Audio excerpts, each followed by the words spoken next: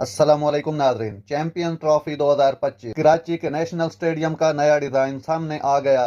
Pakistan champion trophy का मेजबान है, जो 19 फरवरी से 9 मार्च तक खेली जाएगी।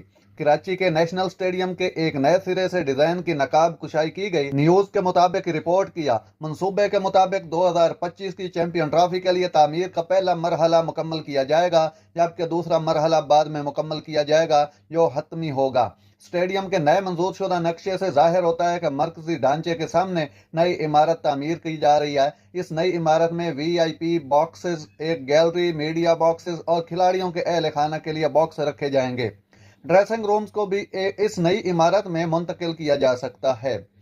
नेशनल स्टेडियम में तामीराती काम ताहाल जारी है। स्कोर बोर्ड की पुरानी इमारत के साथ साथ इकबाल कासिम और नसीम उल गनी इनक्लोजर को भी मेमंद कर दिया गया है। पाकिस्तान और बांग्लादेश के टेस्ट मैच के दौरान मैच के औकात में कोई तामीराती काम नहीं किया।